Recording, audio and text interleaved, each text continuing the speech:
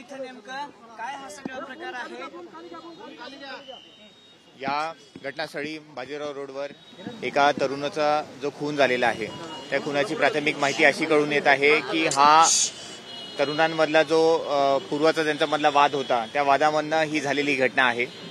आम्ही आता तपास सुरू केलेला आहे, इथे फिर्याद घेण्याचं काम सुरू केलेलं आहे।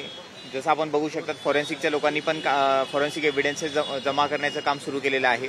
आरोपींना पकडण्यासाठी टीम पाठवलेली आहे आणि पुढील तपास चालू आहे। माया टोळी नावाची काही टोळी सस्पेक्टेड आहे का? वानवडीतील माया टोळीचं नाव समोर होते सर, नेमकं काय प्रकार आहे? अजून असं काही प्राथमिक माहिती मिळाली नाही आहे। फक्त प्राथमिक माहिती एवढीच आहे की या तरुणांमध्ये पहिल्यापासून वाद होता, त्या वादांच्यामुळे ही घटना घडलेली आहे।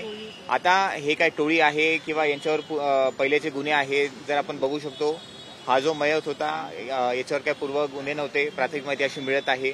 पुढील आम्ही अजून तपास करत आहे की कोणी मारला आहे, कोणी काही कशामध्ये इन्व्हॉल्ड आहे का।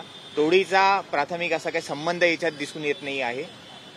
आरोपींची नावं निष्पन्न सर, आरोपी नेमके कोण होती, त्यांची नावं समोर आली का आणि त्यांनी नेमकं कशामुळे मारलं, हत्यार कुठली वापरली? आरोपींचा शोध घेणं अजून पण चालू आहे। आमची टीम आम्ही पाठवलेल्या आहेत, लवकरात लवकर आम्ही आपल्याला अपडेट करू। मोडस काय होतं? काय कारण होतं? मोडस सांगा ना, काय वाद झाला होता यांचा पूर्वीचा वाद आता तपासामध्ये आपल्याला कळेल की नक्की काय वाद होता।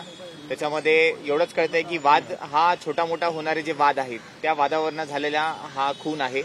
मोडस काय होती सर नेमकी? मोडस असं एकदम कन्सिडर्ड म्हणजे सराईत आरोपी जसं मोडस करतात तसं काही प्रकार नाही आहे। इथे बाईकवर आल्यानंतर मग इथे वाद झाल्यानंतर मग कोयत्यानी आणि खुकरीने असं मारलेलं दिसत आहे। सर हत्यार देखील घटनास्थळी आहे, ते तरुण किती जण होते हल्ला करणारे, गाडीवरती आले होते का, याची काही माहिती मिळू शकले? जी गाडीवर आले होते, 2 ते 3 तरुण आहे अशी प्राथमिक माहिती आम्हाला मिळत आहे। तपासामध्ये आपल्याला नक्कीच कळेल मॅडम, अल्पवीन आहे की